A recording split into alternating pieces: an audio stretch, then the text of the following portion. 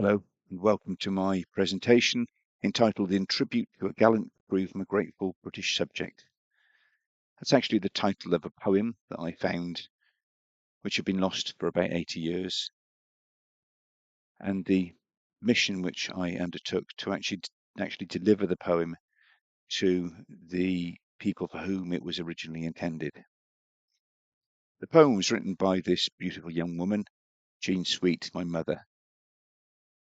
She was born in 1926 in Shanghai in China to a missionary in the Baptist mission.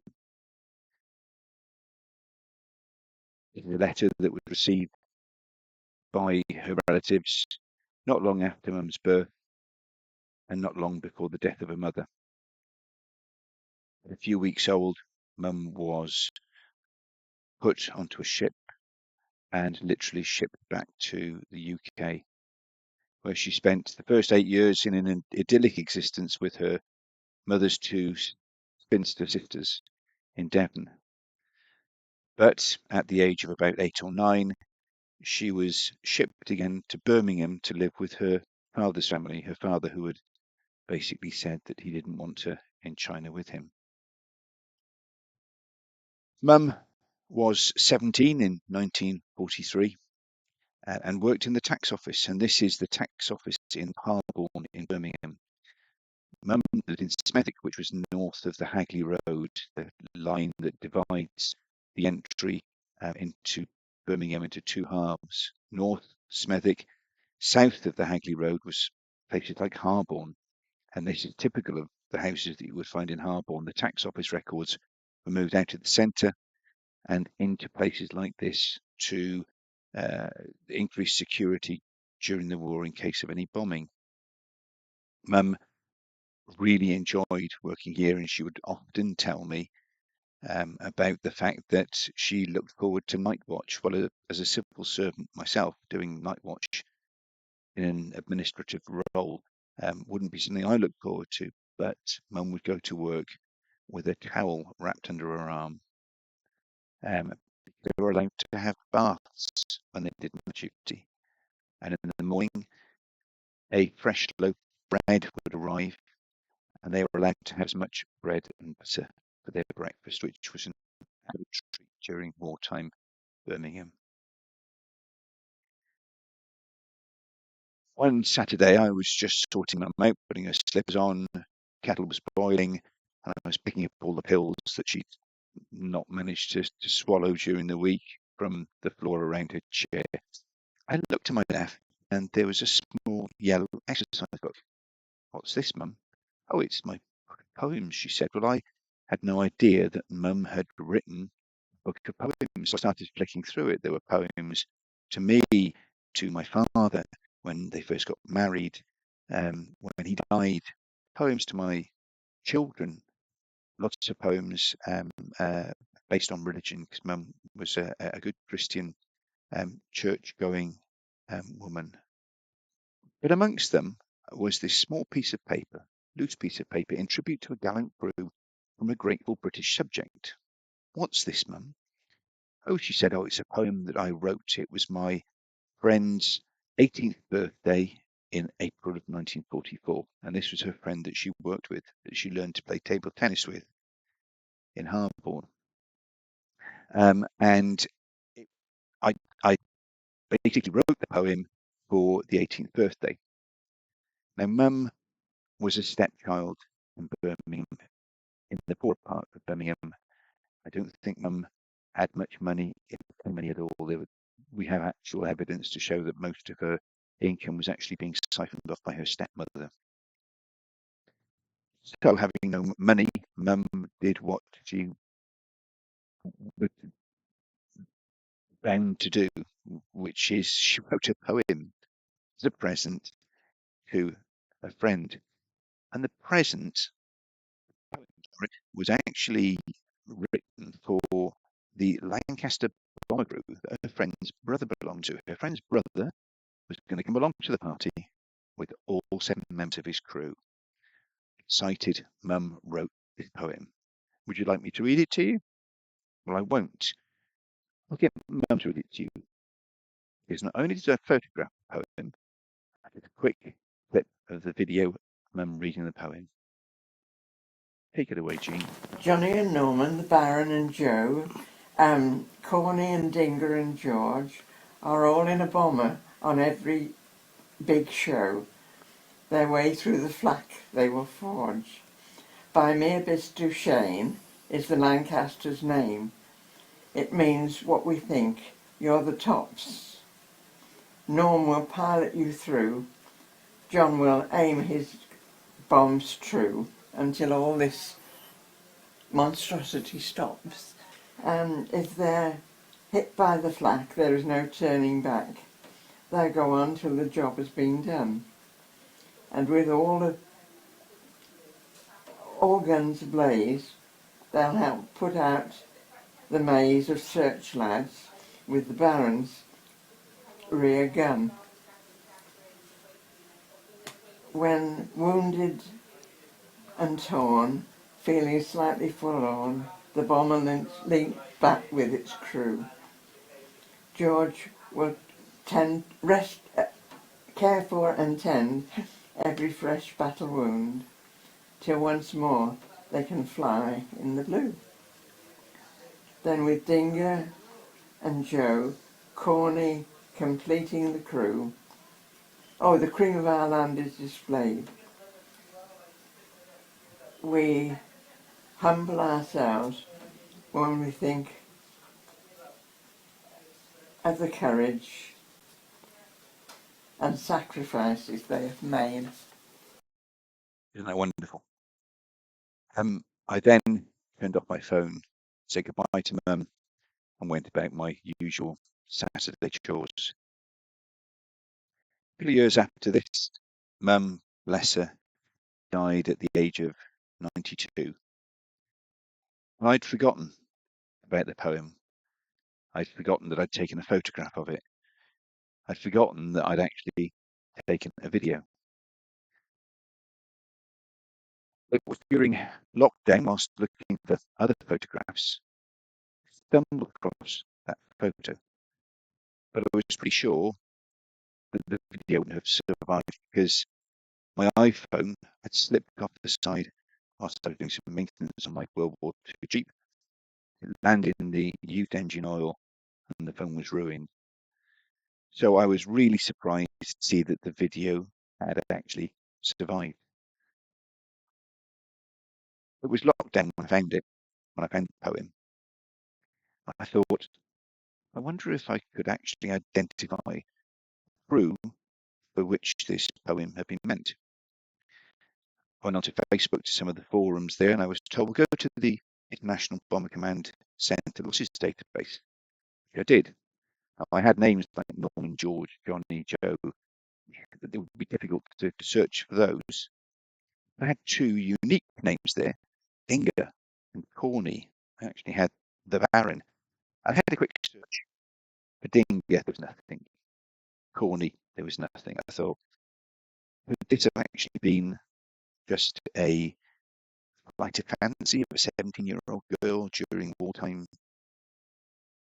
in wartime Britain? Could it be that it was just something she made up?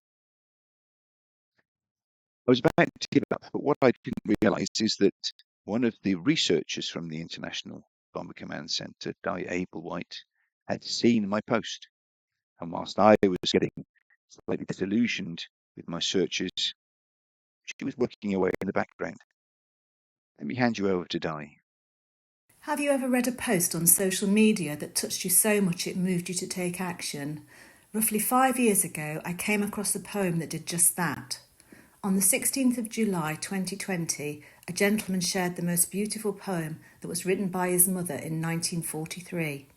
As a keen researcher, particularly when it comes to Bomber Command history, this request was one I simply could not ignore to try and solve. The post read as follows. I have a huge ask. I posted about my uncle the other day. He was RAF during the war. Well, at the same time, my mum was a teenager in Birmingham. A work colleague was having her 18th birthday, and Mum was quite excited to hear that her friend's brother would be there with his Lancaster crew. Inspired, Mum wrote the following ditty to present to them at the party. Unfortunately, by the time of the party, the crew had been lost. The poem sat in her book of poems for years until we found it, not long before her death a couple of years ago. Can anyone identify the Lancaster and the crew from the detail in the poem? A long shot, I know, but any help would be gratefully received. Reg Gibson. All day I kept thinking about it, how lovely it would be to know who she'd meant those words for. I only had my phone, so knew I couldn't even try and find an answer till I got back home. So I took a screenshot to look in detail when I got back. In theory, it seemed pretty straightforward. She'd named all of the crew, but what soon became apparent was some were obviously nicknames, not actual names, and I could find no surname for Dinger or Corney. This would take a little more investigating than I imagined. The crew were lost sometime between 1943 and 1944, and within this crew, the only names I could be 100% sure of were a pilot named Norman, a bomb aimer called John, and that there would be a George and a Joe somewhere in the team. Then I had the extra challenge of trying to find names where Dinger, Corney and Baron could fit a possible nickname. My first stop was the International Bomber Command Centre Losses database. First I searched for the Christian name Norman, 686 of them. Then I narrowed it down with aircraft type. The poem said it was a Lancaster. We were down to 260. Then I reduced it to a time frame between 1943 and 1944. I was down to 217 of them. Sadly, at that time it wasn't possible to narrow down the trade to pilot, so I had to look at all 217 entries. If Norman was not a pilot, I simply moved on. 2 days later, several pilot Normans turned up, but none with the other crew names in the right position. Searching all 1943 resulted in nothing close. But then in January 1944, a pilot named Norman with a bomb aimer called John. My hours of research had started to pay off. I was hopeful. I saw that another crew member was named Bell. Could that be Dinger? And another called Wheatstone. Could that be Corney? They all seemed to fit apart from Baron. I wasn't 100% sure, but another ray of hope was that one of the crew was from Birmingham, near to where the author of the poem lived. So I replied to the original message saying there was a chance that this was the crew, but we needed firm proof to be sure. As one of the volunteers researchers of the International Bomber Command Centre, myself and Reg set about trying to find the relatives of this crew in the hope that one of them had a letter or some recollection of the use of these nicknames. Together we constructed the airman's family tree and found hopeful contacts for 6 out of the 7 families. Reg made contact and we have been provided with some wonderful photos from that time, including 2 crew photos. Then came a huge breakthrough. Reg had a reply from John Stanley's niece, the airman that had lived in Birmingham. John Stanley's sister should have had her 18th birthday party in April 1944, and John should have been there with his crew, and so he would have heard the poem. She also confirmed her aunt knew Jean through work. To our relief, the final piece fell into place, and we were finally able to share this gift with them. The families of the crew have now heard the poem that was meant to be a surprise at the party that sadly never happened. Tragic events overtook. Lest we forget. Thank you, Di. I was overwhelmed when I saw the detail and the time that Di had put into this research, basically spending days going through hundreds of records. And she refers to we a lot. Well, I've got to say that 90% of the effort was made by Di, and I can't thank her enough for everything she did. So here's an excerpt from the International Bomber Command Centre records, and she found one of the crew members, and this is Novice's records. You'll see at the bottom the rest of the crew, and you can see there's Arthur, think about Howell, John Joey Smith, John Stanley, George Apple, and so Wheatstone. It was interesting that I think Di's maiden name was something along the lines of Cornwell or Corney, and her nickname in school was Vix. So she could see that connection almost straight away. And on the right is an excerpt from the operational records book, with all RAF squadrons had, which would detail for every mission the date of the mission, what aircraft were involved, what crews were involved, and what the details of the mission were. And this one shows you that the pilot, the captain, was Flight Sergeant West. Sergeant Bell was the navigator. So Arthur's the navigator. Cyril Wheatstone is the wireless telegrapher. Now, it was actually a dual role. Not only was he the wireless operator, but he was also an air gunner. So sometimes you see the expression WAG, wireless air gunner. John Stanley was the air bomber, and George Powell was the flight engineer. He was the chap that stood next to all the dials and made sure that everything was working as it should. And then you had the two gunners, John Joey Smith, who was upper gunner, and George Powell, who was rear gunner. That's the Baron. They flew with 626 Squadron, which is one of the squadrons that was created during the war. They were running out of numbers of squadrons, so they started again with 600. One of the more famous squadrons, of course, is the 7 Squadron, the Dambusters, and 626 Squadron was one of the new squadrons that was created, sharing an airfield, Wickenby, with another squadron. Those who aren't familiar with the Lancaster, here is an idea of the layout of the Lancaster, starting at the very left at the front of the bomber. Then you've got the pilot who sits behind him. The flight engineer sits adjacent to the pilot.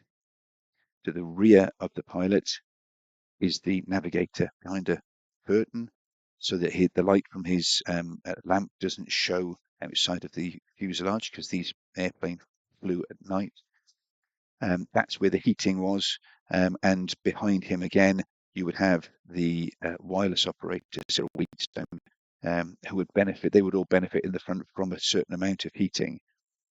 And as you go further back through the airplane, you can see the bubble on the top is the mid-upper gunner.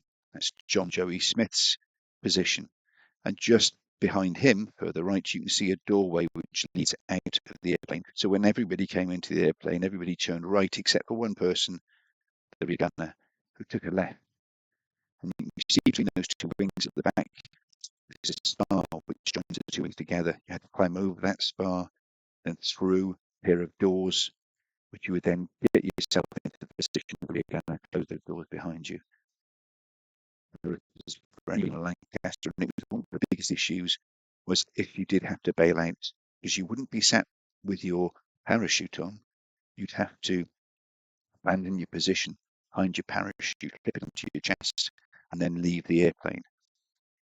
For the rear gunner, he would have to open those two doors at the back, climb out, get his parachute, put his parachute on, climb back in through those doors, close them behind him, then swivel the turret round so that the doors were facing out, open the doors, and fall out.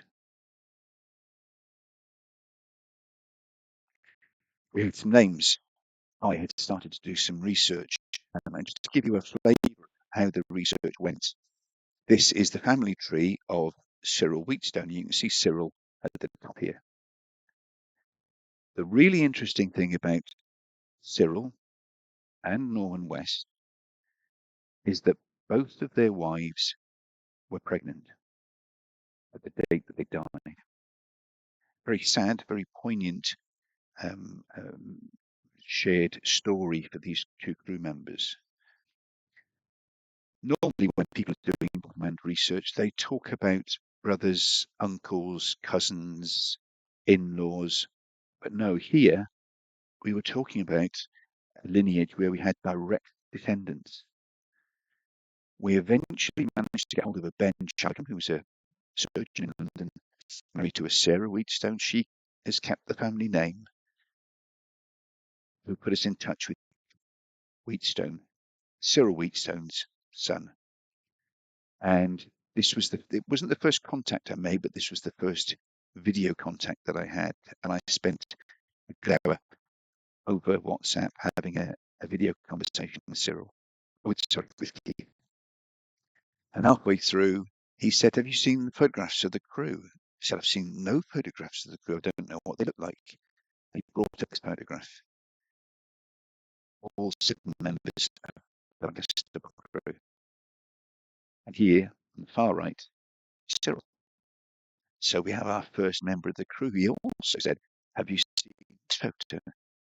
And it was the crew basically just about to go into, or having just come out of, the mess one evening. Guy said, Dave White said that it's extremely rare to have 2 crew photographs, but you can clearly see it's exactly the same and in front of us as was on that first photo. Here is Cyril Wheatstone. He's referred to as Corny. He's unfortunately, that's the half wing. He would have been treated and then yeah, Cyril unfortunately is more in lost screwing the site. Here's Cyril on his wedding day, and he is running just outside of Reading. I was talking to he said that he was taken by me on the in 1953. So I visited Runnymede, and in the panel identified from Cyril was 22 years old.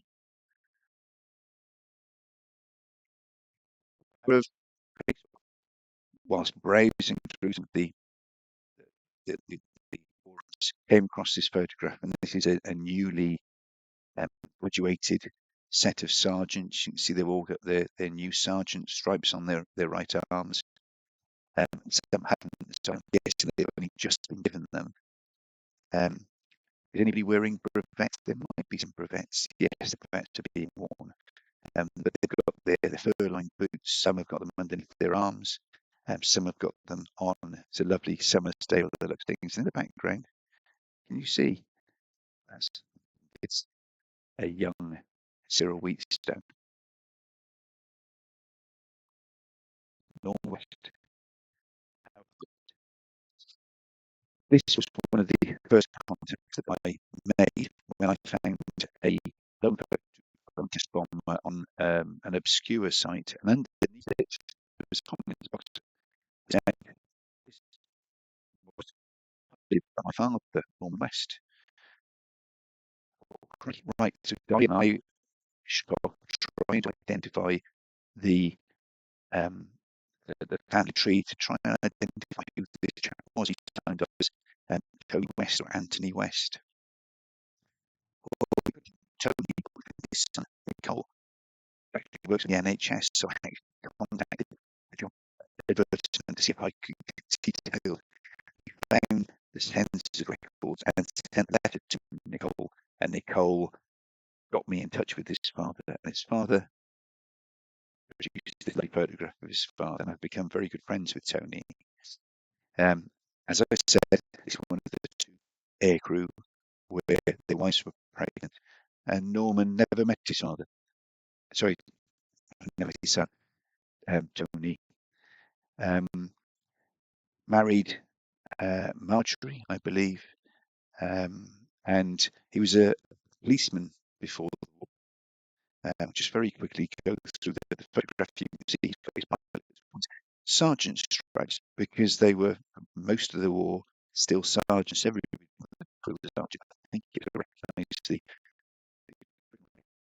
early 1944. They knew that they had the losses were so high.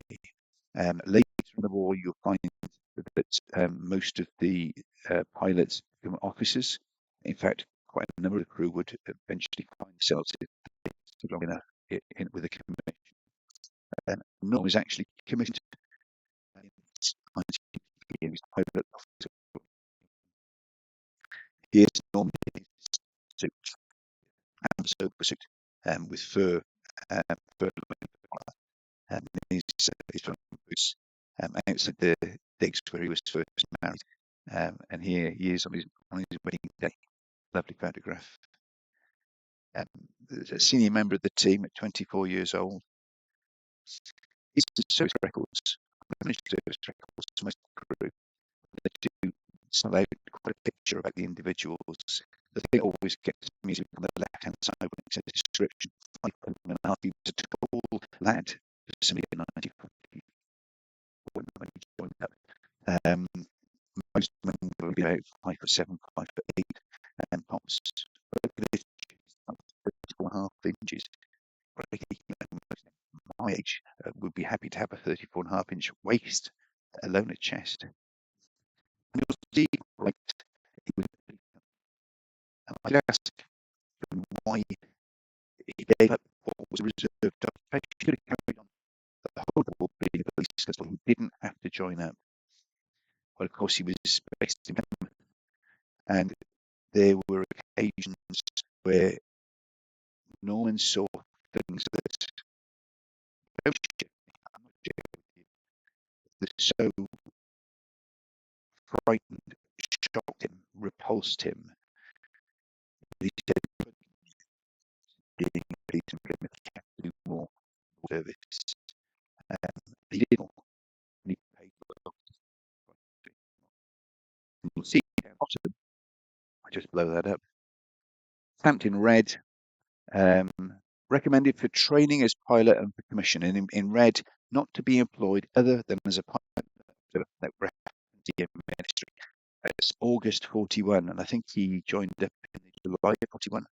So almost immediately they identified the caliber of this young man, and the for him to get commission as a pilot in the Air Force. Again, it was all about taking stuff from the internet back as well. This is what he based, and look at the right hand corner, you'll see with his legs crossed is young Norman West in Alberta, I think, number 59 war course, which was in Canada. Tony, his son, shared a with me with loads of photographs of his journey across the sea, photographs of him doing his pilot training, and yeah, a tremendous. So we have our second Norman West. John Joey Smith. Well, okay. When I first saw that there was a John Smith, I thought, well, I'm not going to do research trying to find John Smith or relatives thereof, because it's going to be impossible. The comic master records, we have photographs of it. Of course, being a Smith, thousands of Smiths, thousands related to Joey, is known by the family. Very local attitude. He was at Boots, which is just the south of Lincoln. And John's photo were some of the first bits that we discovered. He's got a memorial at Branston Booths Village Hall to him. You can see that light panel at the bottom, but if you look at the brass panel above, that is a memorial to a John Smith who died in the First World War, age 22, and a Joey Smith who died in the First World War, age 22. Those are Joey's brothers, who Joey never knew because he was born after they died. His mother and father had decided to have one more child following the sacrifice of the first two boys in the First World War. Very sadly, because Joey's dad had signed the paperwork to allow him to join the RAF because he was under 21 when he joined up, the day that the telegraph dropped on the doorstep announcing his death, Joey's mum threw his dad out of the house, never to return. Joey was 20 years old. So we have our third crew member, John Joey Smith, young Joey Smith, our mid-upper gunner. Arthur Dinger Bell. Of course, anybody with a military background will know, of course, Dinger is a common nickname for Bell. Don't be ridiculous. Who else would it be? I didn't know. This gives a very rough idea of the family tree that we were looking at. Dinger Bell, Arthur, was a distant cousin of somebody who mentioned him in her will. Wills are a fantastic resource for finding family tree information because anybody mentioned in there, you've got to give their name, where they were living, be sure their date of birth, that sort of thing, to identify them properly so that they can be a beneficiary in the will. And we had to contact someone who was a lot further over the other side of the will. I couldn't get hold of anybody by email. I couldn't find any details on Facebook. And I do apologize to anybody who's watching this who got an email from me on Facebook trying to find out some relatives. So I sent quite a few notes out. Eventually, we found an address for this one surviving relative, and I wrote a letter, snail mail, posted it to this person. And a lady called Jenny was clearing out her father's house. Her father, to whom it had been addressed, had died. And she found this letter on the doorstep of the now empty house, opened it, and got in touch with me. And the first thing she gave me was a photograph of Arthur Dingerbell, who was a hero as far as the family was concerned, from Grantham, so another local lad. And Jenny automatically pulled up the photograph of the crew that I had already. Have you seen this? Yeah, brilliant. Thank you, Jenny. And as with any of these lads, you can quite easily find the newspaper clipping that announced they were either missing or that, in fact, they were declared as being killed in action. Arthur was 22 years old. So we have our fourth crew member, and there he is, our navigator, Arthur Dinger Bell. George the Baron Upfold. I knew that George Upfold was based in Halifax. I had some very good friends who I worked with in Halifax. And again, through the power of Facebook, I said, are there any local Facebook groups on the history of Halifax where we could find out if anybody knew George Upfold? And I did have a letter, a contact through Facebook from a lady called Kathy. And she said, yes, my mother's cousin was George Upfold. And she had a sweetheart's brooch of his and some other bits and bobs. And she supplied this lovely photograph of George the Baron Upfold. He was a member of the Boys Brigade. He was also a member of the Halifax Bohemian Concert Party. So he was a bit of an actor. And I wonder whether this moniker, the Baron, could refer to some of the work he did in amateur dramatics. He's remembered on the Boys Brigade memorial for Halifax. He was 21 years old when he died. So here we are. That's our fifth member, George the Baron Upfold. And you can tell he is the rear gunner because of what he's wearing. But I'll do more on that later. Okay, John Stanley. This was the pivotal person.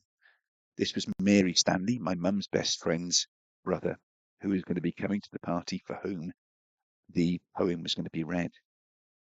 Unfortunately, we were in lockdown, as I said. It was 2020, in the midst of the COVID-19 pandemic, and Mary was extremely busy working in the health service. And after that initial contact, I heard nothing from Mary until right at the end of my journey, when she came back with so much information, and I can't thank her and her family enough. Here's the typical family. You got John Stanley, didn't have any offspring, but his sister Mary married a John Downing.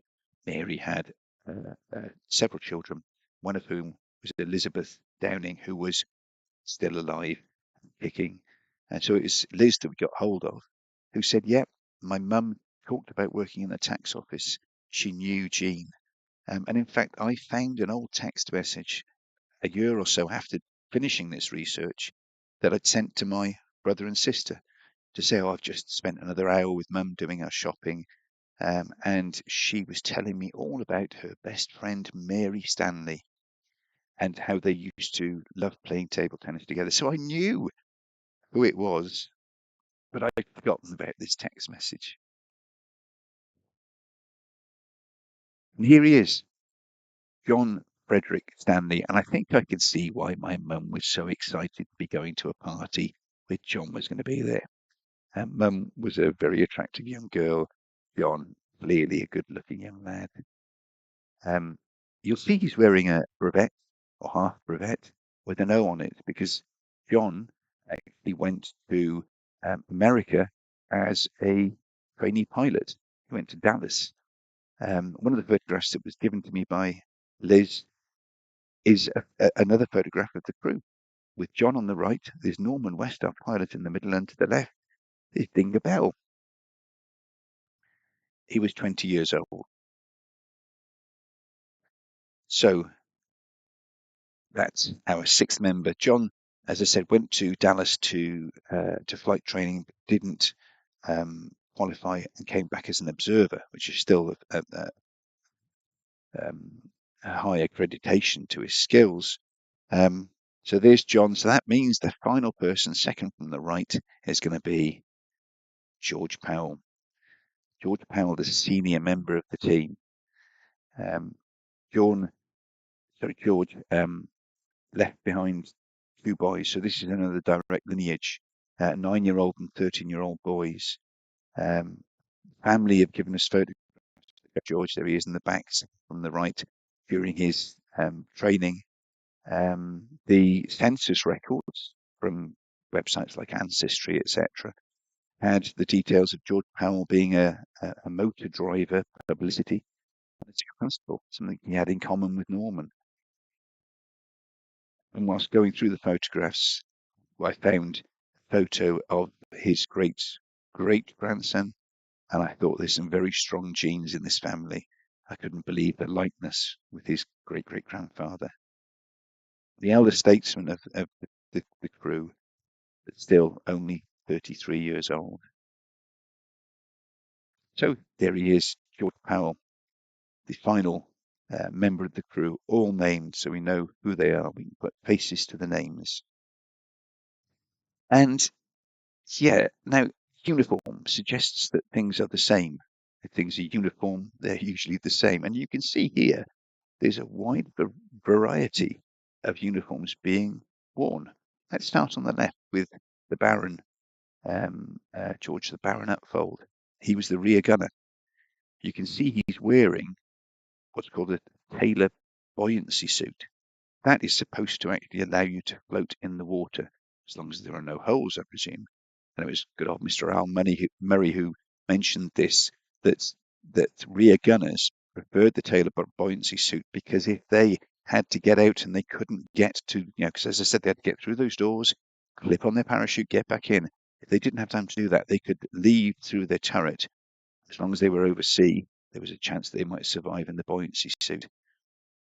You can see hanging out of the side of it a connector. That's either his oxygen, it wouldn't be his oxygen, but it'll be either communications or electricity, because it could be a heated suit, which would either heat you or give you short, small electric. They weren't very effective. So moving on to John Stanley. John's wearing what looks like a big padded onesie, as is Norman West. Those are the liners. Remember the photograph of Norman wearing his Signet suit? Well, they were also issued with liners. And this was a clear bird uniform for Norman and John. They were frowned upon because they could absorb aviation fuel, so they were a fire risk. But clearly, this crew had come to appreciate a certain style of uniform which fitted them.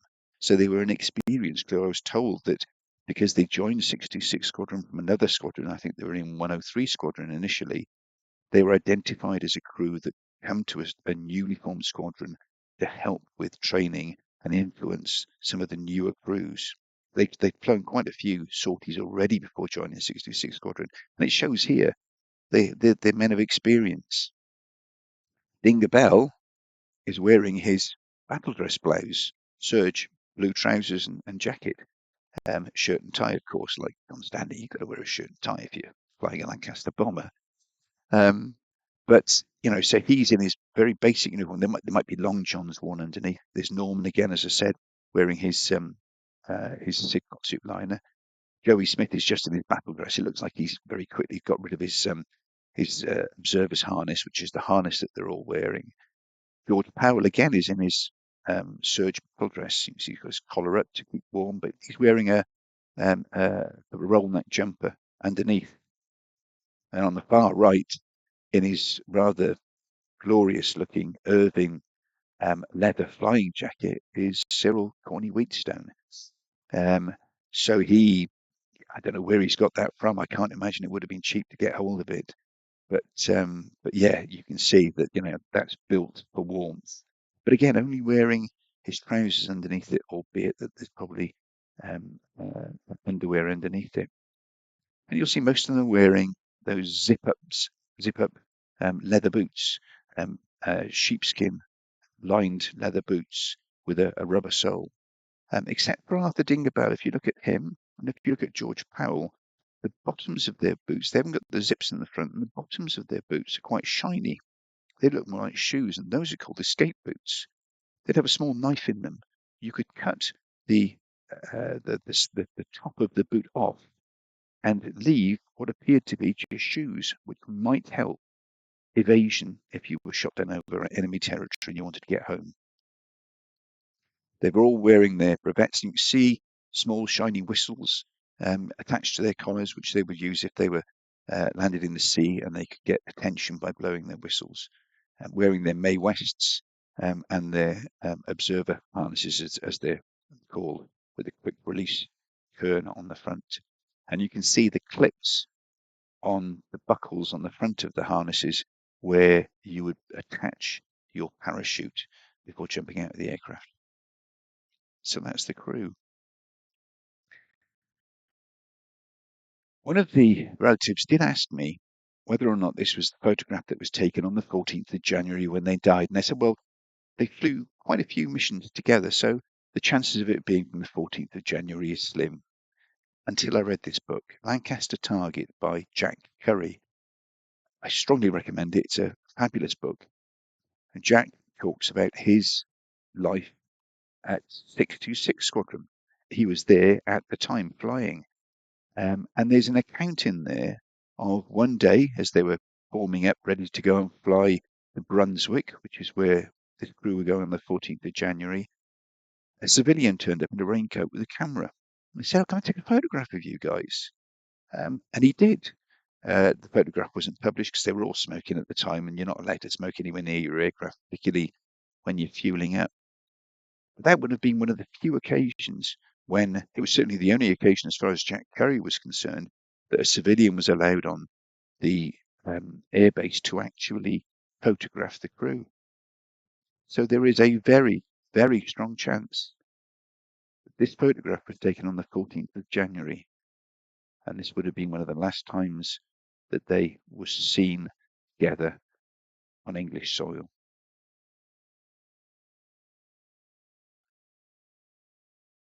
Of course, when you're doing this sort of research, you come across all sorts of information. And let me just run through a few of the documents that I found. First one we've got is this is like the V5, the registration document for the Lancaster bomber, made by AVRO or Avro Lancaster. You've all heard of that. And it's got a vehicle identity number, a VIN number of JB141.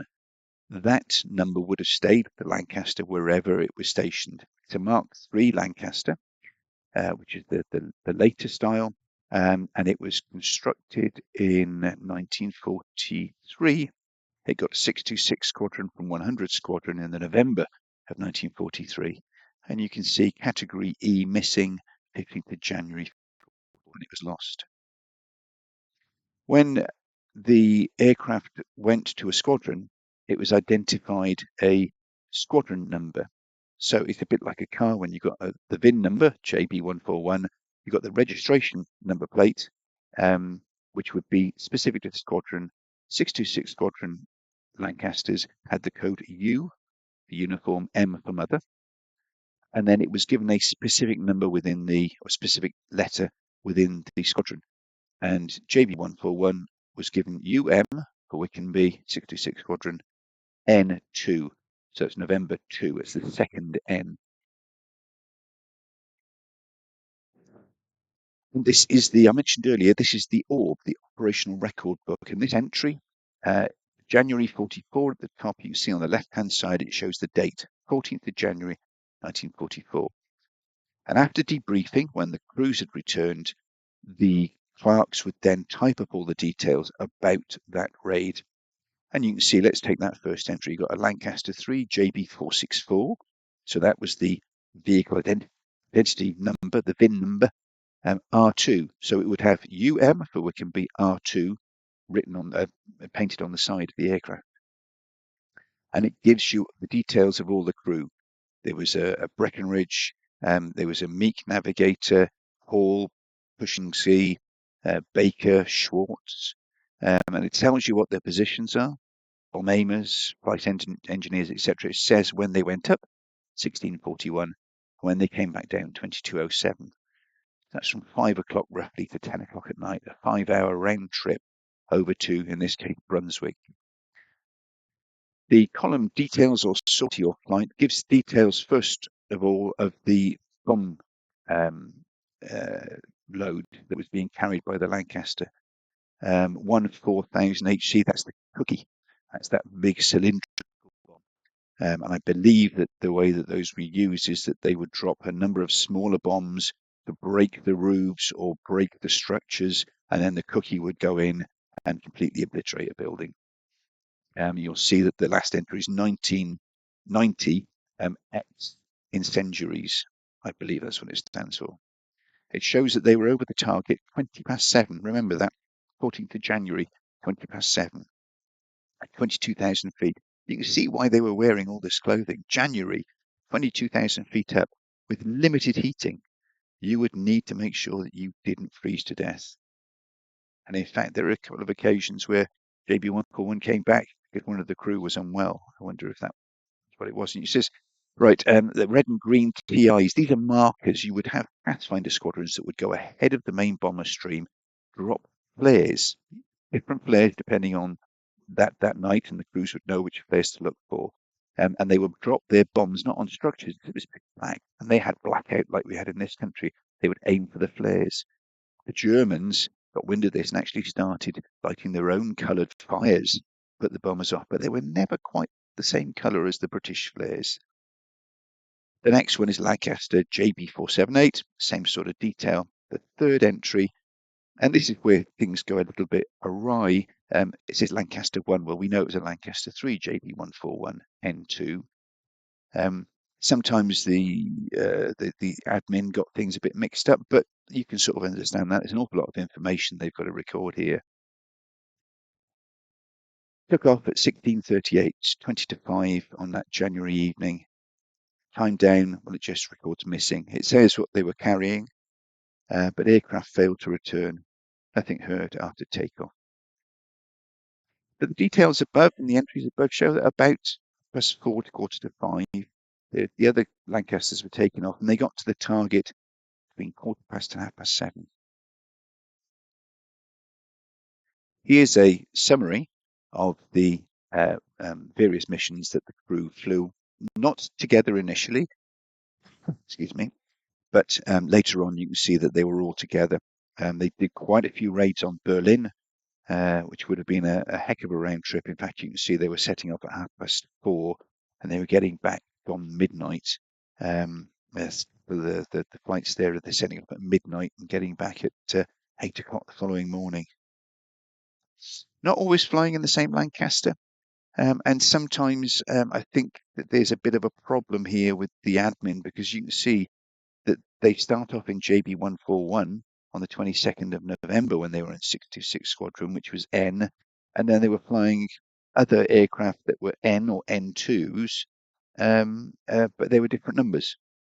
Something wasn't quite working, and there were clearly some mix-ups. But I've adopted the fact that it's recorded as being JB141N2.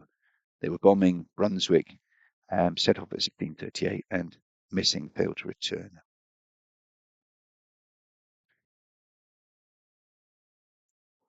This is the Graves concentration report form. This would have landed back on the desk of somebody in the UK, from Germany. It's dated June of 1947, so this is 3 years after we'd lost JB141. The information would have been collected by the MRES, the Missing Research Establishment Section, who had the task of identifying the bodies of missing crew in Europe. Now, imagine if you're in the Royal Navy and you die, you're giving a burial at sea. You can't stay on the ship. They just push you overboard with all military honours. If you're in the army, there will be war diaries that record where you were killed. Somebody may even have left a marker for you. But these young men set off from Lincoln at 20 to 5 on the 14th of January 1944. And somewhere between Lincoln and Brunswick, or on the way back, they were lost. How on earth do you find them? So the MRES went through Europe, going through France and Belgium and Holland, or the Netherlands, wasn't a problem. People were more than happy to help identify any of the missing crew. Of course, you get into Germany, and these are what they would call terror flyers, Terrorflieger.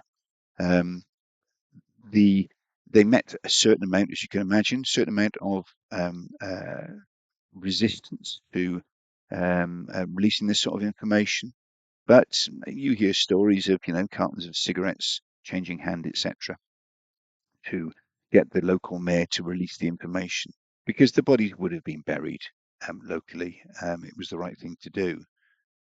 So this document comes back to the UK, and you'll see at the top it says, in the cemetery, Hanover Cemetery, 3.5 miles west of the centre, there are these 6 bodies, and we've got a certain amount of information. The first body, RAF Voluntary Reserve, they're all volunteer reserves. None of these are regular servicemen. They would all wear the VR badge on their lapel. We have part of what they say, army number here, service number, which was unique to each of the airmen.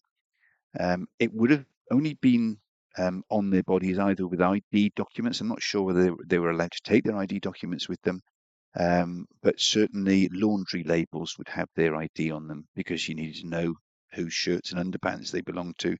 Or in the boots was another popular place. You didn't want anybody else having your boots. There was a name, Bell. He was a sergeant, so they must have had part of his uniform to recognise the chevrons on the sleeve. Killed in action, and it says what plot they were in. And also see the column to the right where it says previous location of grave. It says Heineken Cemetery on the GSGS maps, 1 to 1000 sheet P, grid reference 936897. The next one, no identifiable markings. The next one, they have a partial service number. He was a sergeant, so they must have had some of his uniform. The next 2 is no identifiable markings. The final one, it was a sergeant. Somebody then set about doing the work to try and identify who was flying in that area, who was lost. Did any of these reference, the service numbers match anything in the records? After some time, you can see that they have identified the most of the service numbers was John Stanley's. His is 1575206, and they found 515206. So clearly only part of his service number. They had 826 for Arthur Bell, so they realised that they had the crew. So they filled in the other sergeants where they could. They put George Powell in for the second entry. They put in for the third entry Joey Smith. For the fourth entry, they put our pilot, Norman West. They had George Upfold down for the sixth entry, but nothing for Cyril Wheatstone. They may not have found Cyril. They might have found Cyril. We don't know because they weren't sufficiently identifiable remains to mark them up on this record. So remember that grid reference I mentioned on the GSCS map. Well, here is that map. And it's a bit difficult. I don't know whether you'll see my mouse on this recording, but to the top left-hand corner of the map, there's a strange, a long piece of woodland. And if I actually superimpose, there we are. There's a view of the a more detailed view of that woodland, the Oderwald, or I think it's Old Woodland, just outside the village of Heiningen. And Heiningen was mentioned on that report. So that's where they crashed. That's where they were buried anyway. This is the record sheet for the Lancaster. Just very briefly, I'll go through some of the details. You'll see that at the top it looks like someone's ripped it out of a page. Well, they've not. That's actually a way of recording the detail quickly and uniformly. You'll see under year, above where it says year, there's a 4 has been cut out. That's 44. The month is 1 for January. The day is there's a 2, a 4, and an 8. You add those together, that's 14. So that's 14th of January, 1944. And it tells you the squadron is 626 squadron type of aircraft that denotes a Lancaster. The only other detail here that's of particular interest is the special equipment they had on. They had IFF and they had G. That's just below where it says day. You'll see the special equipment that they had.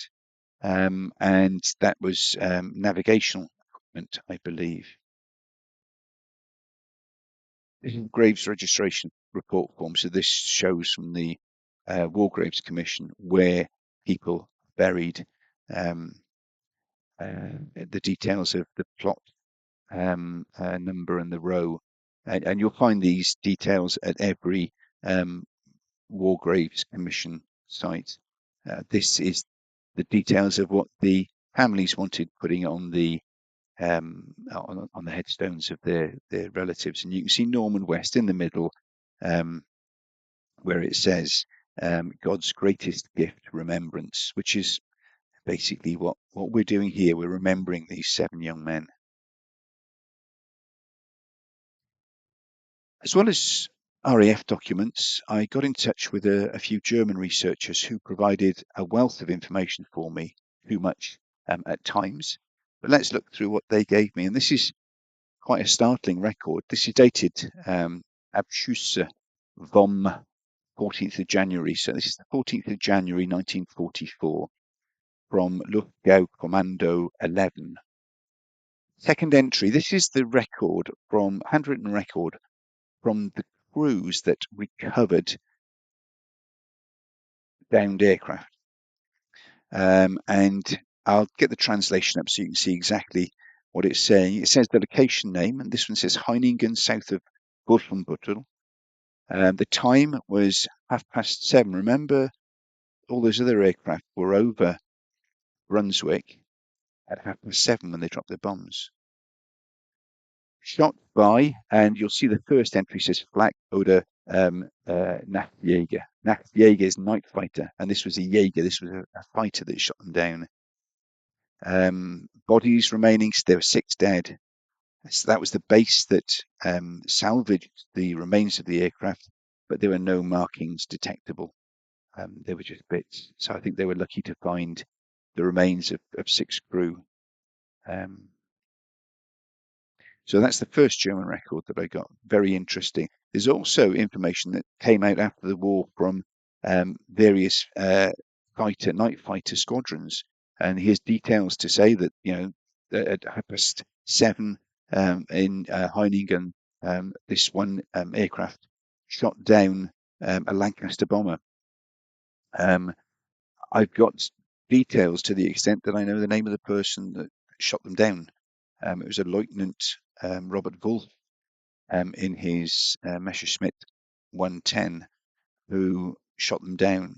Now, the 110 basically had what was called shroud music, rather vicious reference to organ music, two guns that pointed up from behind the pilot that fired vertically, and they would position themselves underneath the Lancaster bombers and simply fire straight up.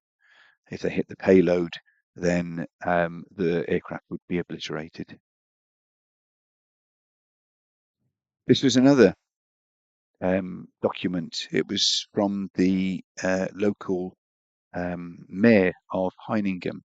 Very interesting. I don't speak German. I didn't get it translated immediately, which I should have done. You see at the top it says 29th of September 1944, so it's a similar sort of time frame. And you'll see there's references 1, 2, 3, and 4 in the middle of the document. And item 4 does refer to a four-engine bomber, I believe, being the remains of which being 500 meters to the west of Heiningen village. And there are 6 aircrew remains found. And accompanying it was a map.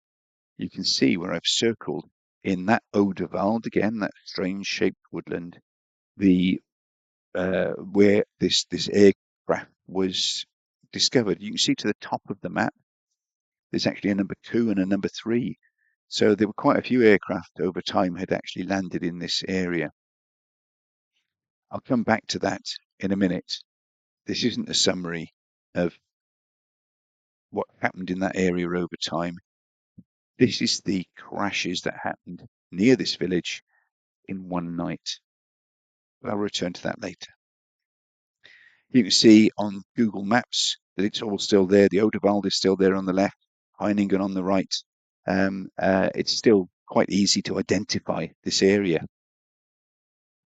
So, in 2023, together with a group of friends of mine from the old G503, which is the Jeep Club, World War II Jeep Club site, we've been on numerous trips in Europe in our Jeeps together. I asked a few of my closest friends if they would like to join me go to the German Tank Museum and to go to Bergen-Belsen, but also to go to Hanover. And I explained why I wanted to go there. And to a man, they said yes, they would love to. So in 2023, 6 of us flew to Hanover. And in March, it was a beautiful weekend. This is the view from the edge of the woodland, looking past this small memorial arbour to the village of Heiningen. It's a beautiful piece of countryside with big open fields. We actually parked next to a memorial for forced labour workers. There were Russians, Ukrainians, all recognised together because there was a lot of forced labourers being used in the fields in this area. So we got to that one spot in the woodland where apparently 6 bodies had been found next to a 4-engine bomber. And I said to my friends, look, can you just spread out? If you find out, what's this? Sorry. I looked at the other side. What's this? Wait, what? Somebody shouts, what's this? We were stumbling over a field, a field in terms of the area that we were concentrating on in the woodlands, littered with pieces of what were clearly aircraft. It was just incredible. This is clearly not steel because it's not rusted. There's elements of paint on all of these pieces, and clearly a lot of it have been subject to significant amount of stress. We found a crash site. We did think initially we'd found the crash site for Lancaster JP141. We actually did have a small minutes silence and small service, we read the poem to the spirit of whoever was left there, to thank them for their service. We walked out of the site. All of these pieces, because it was a war grave, all of these pieces were reburied. We didn't bring anything back with us. So we walked back through what it transpires was the local garden of remembrance for the village. The trees, actually not where we were, but a bit further down towards the village, were numbered, and there were the remains, ashes of people left there. So we didn't actually disturb anything. And a funeral procession was coming through, so we stood there and paid our respects as they came through. Of course, whilst we were in Hanover, we had to go to the Hanover Commonwealth War Graves Commission Cemetery, and we met Arthur Bell, George Powell, John Stanley, Joey Smith, Norm Pilot, and the Baron George Upfold. Like all Commonwealth War Grave Commission sites, it's a beautiful, beautiful place, and it was a lovely day as well. And then I did something a little bit naughty. I hadn't told my friends that I was going to do this. Whilst we were there, I started to talk to them. We had a minute silence, and I explained why I was there, why I was visiting them. And you can see tucked under my arm my little Bluetooth speaker. And I sneakily put the Bluetooth speaker on Norman West's headstone. And about 80 years after the poem was originally written for them, I got the video of my mum to read the full poem to them. We were six hulking big blokes, but there wasn't a dry eye in the house that morning. So I'd done what I said I would do. I'd done the research with many people's help, both in the UK and both in Germany. And I delivered the poem not only to the families, but actually to the crew themselves. But on my return from Hanover, there was an email waiting for me from one of the German researchers, and I wish I'd had this email before I went out there. I've got another record, he said.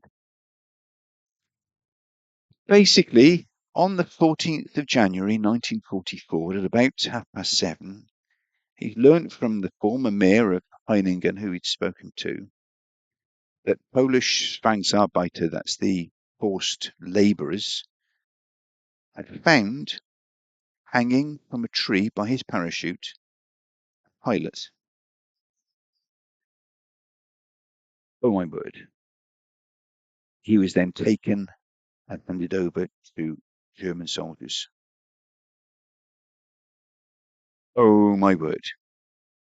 I have been in touch with everybody I can be, national authorities, local fire service, local researchers. I've written letters, I've written emails, I've run out of steam, unfortunately. So if there's anybody that's watching this video who has any idea how to contact somebody in Heiningen to see if they know of any hearsay from the local community about this young man that was clearly taken away, if there's anybody who can access official records to suggest who this was, the fact that he's referred to as a pilot, what's that all about? Who was that? Who was that? Could that be the seventh member of my crew? At the moment, I don't know. Maybe I'll never know. Maybe I shouldn't know. Maybe I should let things lie as they are. But I would so love to find out. And about 200 meters to the southeast of that is where the Lancaster actually crashed. Did I ever find the details? Well, I don't have good news, sorry. But I was flicking through a website with it's the NCAP, National Something Aerial Photography. And I was flicking through some photographs, and suddenly a very familiar shaped woodland came into view. Can you see it in the photograph? It's the Oderwald. This photograph was dated May of 1944. And as a typical aerial photograph of that time, you can zoom in and zoom in and zoom in. Here is the road leading to Heiningen. I don't know whether you recall this flat iron shaped piece of land, and this is where the person was actually found hanging from the tree, with the aircraft crashing some 200 meters to the southeast. And I have been through this photograph with a fine tooth comb. You can zoom in and zoom in and zoom in, and I have not found any sign of the crash site. This is 4 months after the aircraft was lost. You can see over here there are some marks in the soil here. Could that be the four engines of the Lancaster? That's a bit further than 200 meters to the southeast. That's 500 meters to the east. But could that be it? That's now a housing development, so we'll never know, never be able to. But I want to get hold of the people who live in Heiningen, because I'm sure if you spoke to one of the young lads or one of the adults and said, you know, I'm looking for a Lancaster bomber, and they say, oh, you're talking about the one that crashed here, or oh, in Lancaster Field that we call it, or Bomber Field. Yes, there's the remains of a Lancaster there. So I need to find out. The detail on this map does show how successful or otherwise. Oh, sorry, yeah, there is some stuff here, but that's um, uh, that's engineering works, I believe. It doesn't tie in with what was being described by the mayor. But if you look further up the map, you see here the amount of damage that the RAF were doing to fields. Crops were being destroyed. They weren't hitting the target as accurately as they would love to. You can see the amount of stuff that's been dropped here. That's not just one bomber. That's a whole stream of bombers following one. That's probably one bomber's release there. So, and there's actually a very good article written by a German researcher on this bombing raid, and I've tried to get hold of this researcher to tell him that I have. He lives, I think, in this town over here. I've got a lovely aerial photograph of his town, but I can't get a response from him. So I've got that as a nice memento, but it's not helped me. I've not been able to. I had to pay for that. So if anybody wants a copy, go through themselves. I'm grateful if you made a contribution to the International Bomber Command Centre, and I'll happily send you a copy. I'm sorry, I've gone to that again. Let's close that down. So this, when you're doing research and you put in the name of a town and you go off and try and find any records, this is an extract from the Nuremberg war crimes trials. This actually refers to, do you remember me talking about that map? I identified a crash site. That was actually not of a summary of all of the action up until 28th of September 1944. It was the action on the 28th of September 1944 when a stream of American B-17s flew across Germany, and they were infiltrated by Focke-Wulf 190s, which took them apart. And as you could see, in that small area near that town, at least 4 aircraft, one of which was a Focke-Wulf 190, crashed into the ground. I had actually found the remains of Silver Fox, an American B-17. In that raid, there's some very specific first-hand accounts of what happened in that raid. One of a gentleman that actually fell out of his aircraft, came to, floating down by his parachute. And he said that when he landed, he could see 4 soldiers running towards him with rifles. He knew he could never outgun 4 men with rifles, so he threw his 1911 Colt onto the soil next to him and put his hands up. And this weaselly little chap in civilian uniform, who was the local Nazi Party official, came up and rammed his Luger into the chap's chest and started jabbering in German, clearly threatening to kill him. One of the young soldiers looked down at the Colt that was lying, that the airman had discarded, and looked at the airman and said, you know, "Is that yours?" And he sort of said, "Well, yeah, you can have it if you want, son." So the young lad picked up the Colt and stuck it in the ribs of the Nazi Party official, said, "You shoot him and I'll shoot you." And that saved his life. But he wasn't so, he was lucky. There are the others that weren't so lucky. This is an account that there was a young man who survived the crash um, of his B-17. And when he was being marched down the road by the local policeman, the Nazi Party official said, "What are you doing with this young man?" He said, "Well, I'm taking him to the cells." He said, "No, current instructions are you kill them." And he took him to the side of the road and shot him in the head. This actually put a punctuation mark in my research. I didn't want to do any more research immediately. Clearly, these are the horrors of war. I shouldn't be naive and think that these things didn't happen. That maybe even they happened in the UK. Who knows? But yeah, very sad record in the war crimes records. 2024 was a big year for me. I was with my friends in the Military Vehicle Trust in my little Jeep, going to Normandy for the 80th anniversary. And I thought, hold on, there's another anniversary in 2024, and that's the loss of Lancaster JB141. So I wrote to all of the relatives that I contacted and said, look, if anybody wants to join me, I'm going to dedicate a tree. So I bought the tree. It was funded by all the relatives, and I'm extremely grateful to everybody. I can't name you all who gave money towards that, but we dedicated a tree to the crew, and we had a service which culminated at 20 to 5, exactly 80 years after they'd left us at Wickenby, and it was covered by the local news.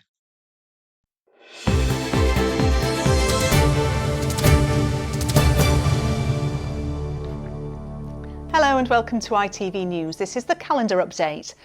A memorial service is being held to honour a stricken Lancaster bomber crew which took off from a base in Lincolnshire exactly 80 years ago today. Now, relatives of those on board have been tracked down to hear a special poem. Matt Price takes up the tale. By Mavis Duchesne is the Lancaster's name.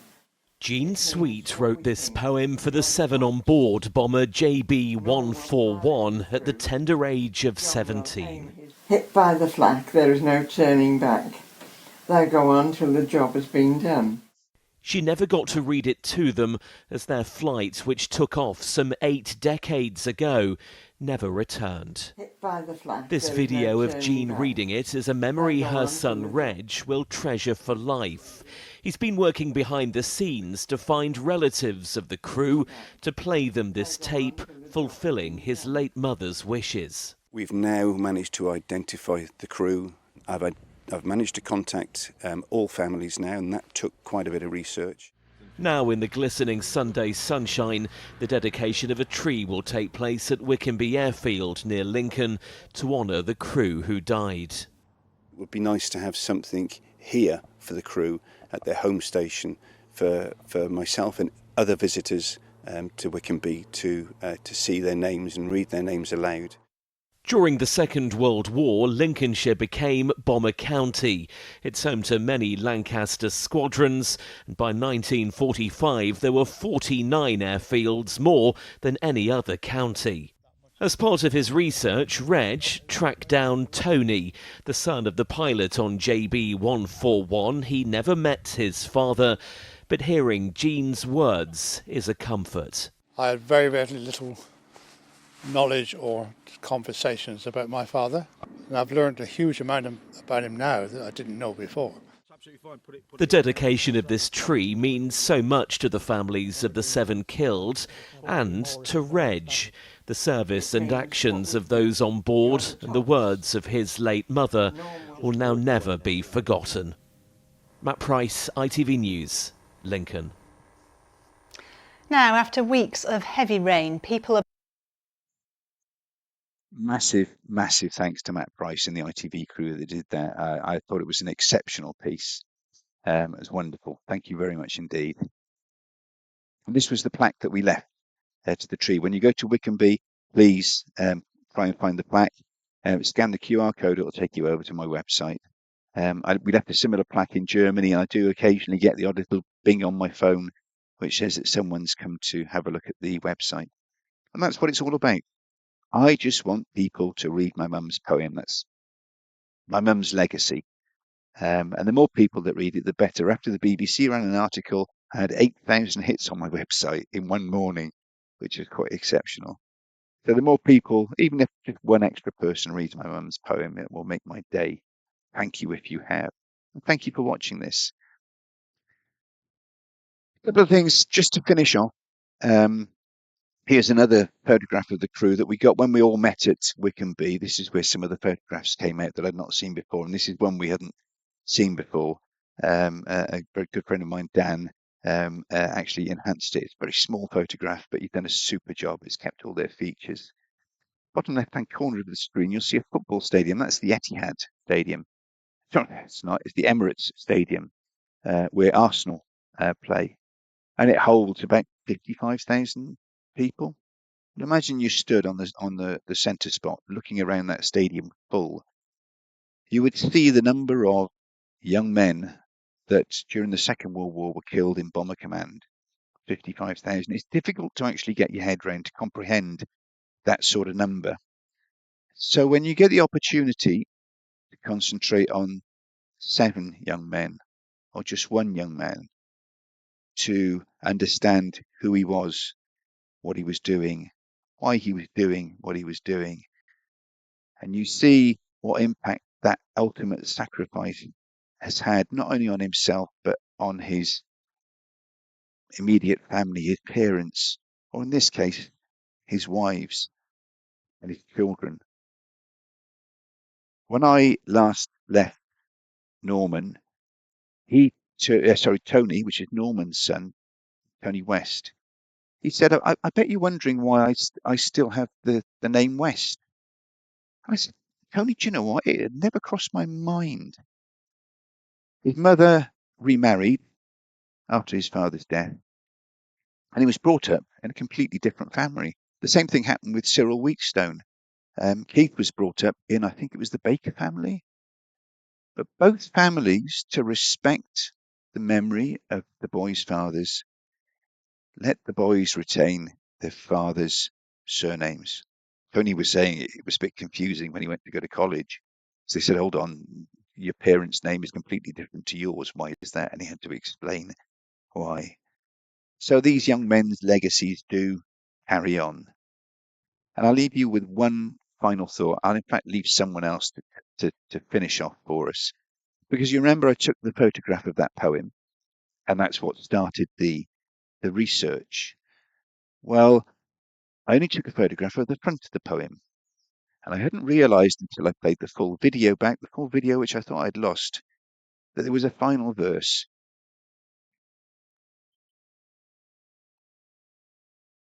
In the rear.